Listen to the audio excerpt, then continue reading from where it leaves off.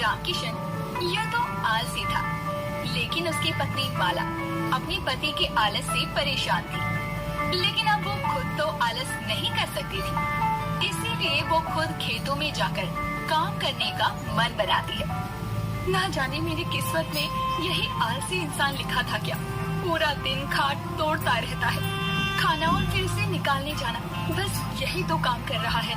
माला खेतों में काम करती हुई खुद से ये बोल रही थी कि तभी उसके पास खेतों से गुजर रही बिजली आती है और माला से कहती है, अरे रे रे रे, कितनी धूप है, और माला तू इतनी धूप में काम कर रही है, मेरी स्किन तो इतनी धूप में झुलस जाती, मुझे तो तुझे देख कर ही तरस आ रहा है।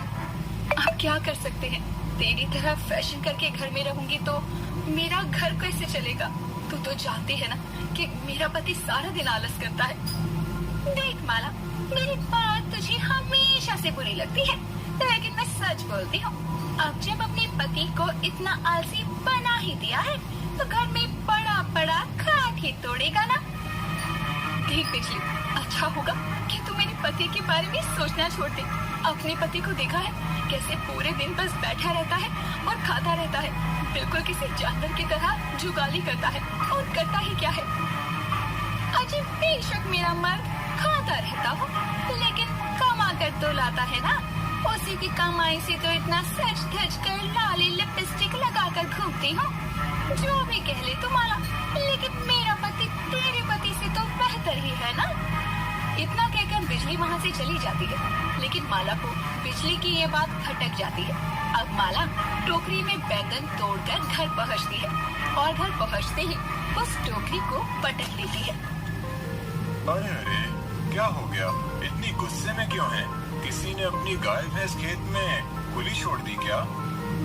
गाय भैंस का तो पता नहीं, लेकिन मेरे गले में जो ये बैल बंध गया है उसका मैं क्या करूं? देखो माला, मैंने तुम्हें पहले ही मना किया था कि मुझसे ये खेती वेती नहीं होती।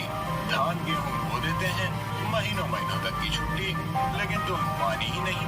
अजी, उस धान गेहूँ से कितने वक्त की रोटी खा लोगी? तुमसे और कहीं काम तो देखा नहीं जाता ना।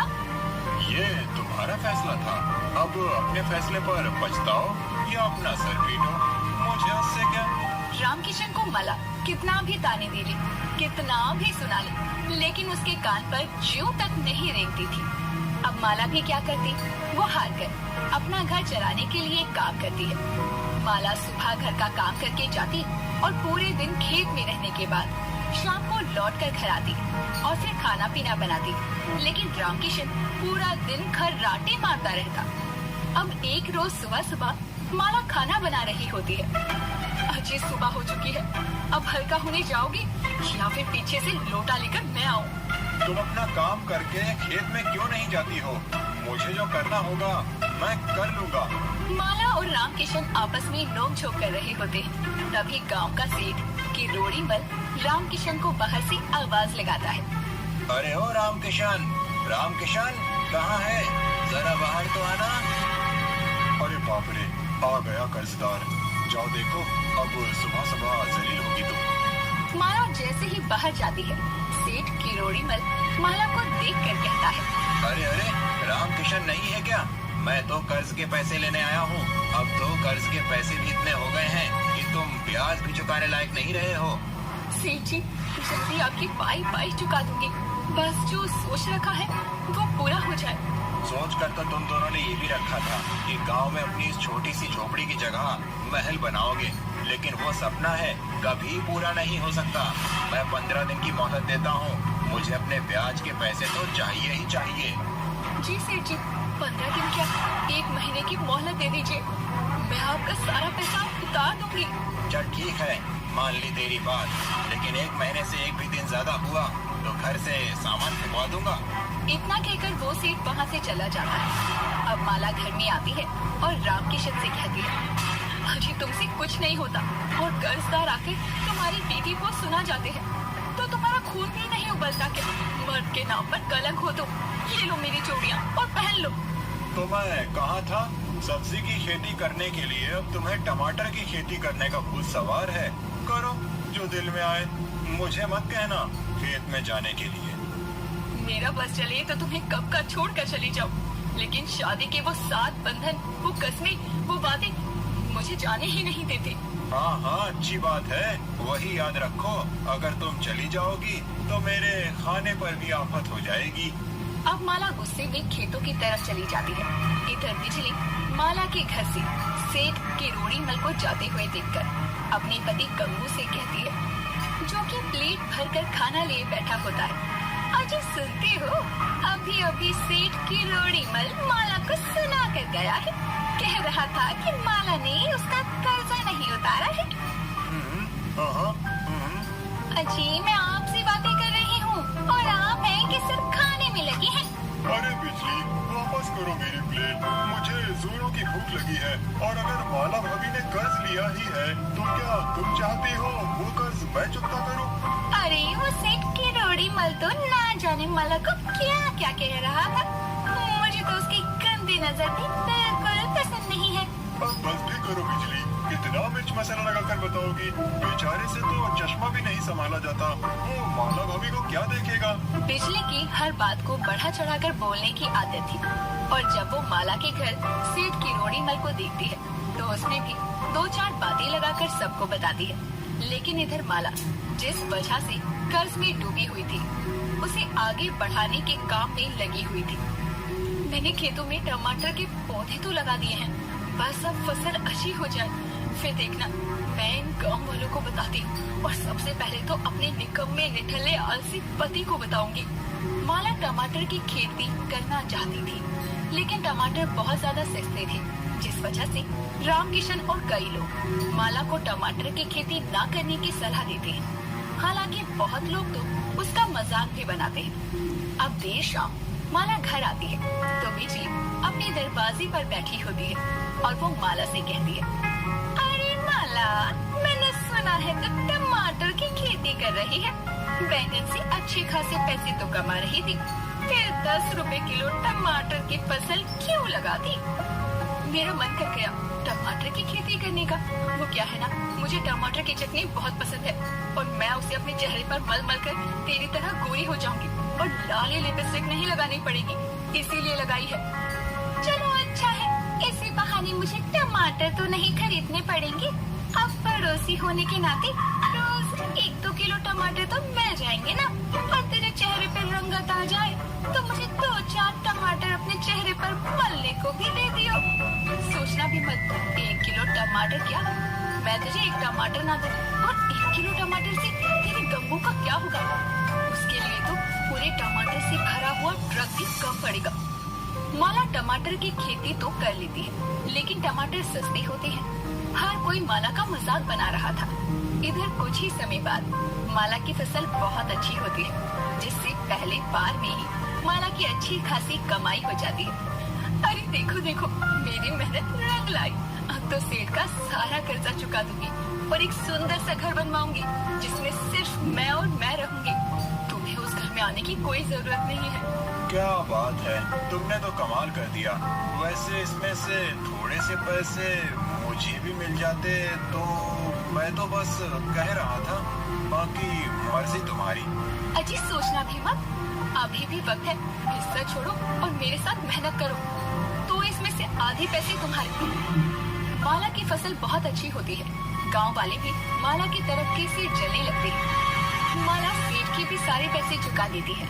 इतना ही नहीं, पैसे देखकर अच्छे अच्छे की चाल बदल जाती है। ऐसा ही रामकिशन के साथ भी होता है। वो अपना आलसपन और बिस्तर छोड़कर टमाटर के खेत में टमाटर को तोड़ने पहुंचता है। अरे भाई साहब, क्या बात है, पैसे नहीं थे तो टमाटर की खेती में ही पहुंच गए, टमाटर लेने आए हो क्या? अरे नहीं नहीं बिजली भाभी, ऐसी कोई बात नहीं है। वो क्या है ना, बस मैं सोच रहा था थोड़ी मेहनत मैं भी कर लूं। कब तक माला ही खेतों में काम करने आया करेगी? देखिए भाई साहब, मैं तो ठहरी आपकी पड़ोसन और मुझे सब खबर है। वहाँ माला पैसे गिन रही है और आप यहाँ टमाटर तोड़ रहे हैं। कितना फर्क है आप दोनों में। बल्कि पैसे गिनने का काम तो मर्द का होता है और औरत तो बस मेहनत करती है। बात तो बिजली की बिल्कुल सही है, लेकिन वैसे भी आज मेरा पहला दिन है। माला तो खेतों से लगाव रखती है, वो खेतों में जरूर आएगी। ऐसे ही समय बीत रहा था। रामकिशन को माला सुबह उठते ही खेतों में भेज दिया करती और अब रामकिशन ही मंडी जाकर टमाटर बेचकर पैसे लाता और उन सारे पैसों का हिसाब माला रखती। रामकिशन को भी ये सारी चीजें बहुत खटकने लगी। इधर टमाटर के रेट एकदम से गिर जाते हैं। मुझे तो तुम्हें खेत में भेजना ही नहीं चाहिए था, तुम ही पनौती हो जी। जैसे ही खेतों में कदम रखा, लक्ष्मी जी भी नाराज हो गई। माला, मैं बहुत दिनों से देख रहा हूँ, तुम मुझ पर बिल्कुल किसी सेठानी की तरह बर्ताव कर रही हो। मैं तुम्हारा नौकर नहीं, पति हूँ। अभी मेरा दिमाग खराब है। अच्छा होगा कि मुझसे बात ही मत करो, जाओ यहाँ से। रामकिशन खेतों में मेहनत करने लगा था। आलसपन भी उसने छोड़ दिया था, लेकिन उसकी पत्नी की कड़वी बातें सुनकर वो उदास हो जाता है और गांव के बरगद के पेड़ के नीचे जाकर बैठ जाता है। अब राजू कहीं से जा रहा था और वो रामकिशन को देखकर उसके पास आता है। बड़े दिनों बाद नजर आया है रामकिशन। सुना है आजकल तो तू खेतों में भी जाने लगा है, लेकिन कुछ ही समय पहले मैंने ये भी सुना है कि टमाटर के भाव गिर गए हैं। ये सब मेरी बीवी का किया धरा है। वो मुझे नौकर बनाना चाहती है, अब और नहीं। मुझे माला से तलाक चाहिए। अरे रामकिशन, ये तो कैसी बातें कर रहा है। बल्कि माला भाभी तो बहुत समझदार है। जब तू पूरे दिन खाट पर पड़ा रहता था तो वो तुझे खाना पानी और खेतों में काम करने भी आया करती थी। पैसा सबको बदल देता है और पैसे की वजह से उसे घमंड हो गया। टमाटर की खेती करने का फैसला उसका था और जब टमाटर के भाव बढ़े तो उसका अंदाज ही बदल गया। अरे भाई, माला भाभी को अपनी गलती का एहसास हो गया है, उनको माफ कर दो। आखिर गलती तो सबसे होती है ना, क्यों बेकार में इतनी बात बढ़ा रहा है। अरे भाई, जल्दी सब सुलझाओ। मेरे समोसे की चटनी खत्म हो गई है, मुझे चटनी लेने जाना है और मैं ये चटपटा मसाला खाना भी नहीं चाहता। तुम लोग ये जल्दी सब सुलझाओ तो मैं चटनी लेने जाऊं। कंगू, ज्यादा बकवास करी ना बीच में तो तुझे चटनी लगाकर मैं खा जाऊंगा, समझा? और तू भी चुप कर राजू, खुद तो 30 साल का हो गया है, अभी तक शादी नहीं हुई तेरी। मुझे सिखा रहा है क्या करना है क्या नहीं। रामकिशन अब माला के बदले हुए बर्ताव को देखकर ये ठान चुका था कि अब उसे माला के साथ और नहीं रहना है, जिसके बाद अब वो ये फैसला गांव वालों को भी बताना चाहता था। इसीलिए अगले दिन रामकिशन अब गांव में पंचायत बैठाता है, जिसमें गांव के ज्यादातर लोग मौजूद थे। वहाँ गंगू, बिजली, राजू, माला और भी कई लोग आए हुए थे। जिसके बाद रामकिशन सभी गांव वालों के आगे माला की शिकायत करते हुए कहता है, मुझे माला से तलाक चाहिए, इसीलिए मैंने सभी पंचों को एक साथ बैठाया है। मैंने तुझे कल भी समझाया था और आज भी समझा रहा हूँ, ये जो तू करने जा रहा है वो बहुत गलत है। मुझे मत बता राजू, क्या गलत है क्या नहीं। मैंने माला के साथ जिंदगी काटी है और आगे भी काटने का फैसला किया था, लेकिन माला मेरे साथ खुशी नहीं है। अजी, ये आप क्या कर रहे हैं? आपने एक बार मुझसे पूछना जरूरी तक नहीं समझा कि मैं क्या चाहती हूँ। मुझे आपसे अलग होना है या नहीं, मुझे आपके साथ रहना है या आपसे दूर रहना है। अरे ये सब तो मैं सिर्फ इसीलिए कर रही थी ताकि आपको अकल आ जाए और आप अपना आलस छोड़कर अपने काम पर ध्यान दें। मैं भी तो चाहती हूँ कि मैं सारा दिन घर में आपका इंतजार करूँ और आप मुझे कमा कर ला कर दें, लेकिन आपने तो हमेशा अपने आलस को ही पहले रखा। इसीलिए मैंने जानबूझकर ये सब किया। मानती हूँ मुझमें थोड़ा सा घमंड आ गया था, लेकिन मुझे उसकी इतनी बड़ी सजा मत दीजिए। मुझे आपके साथ रहना है।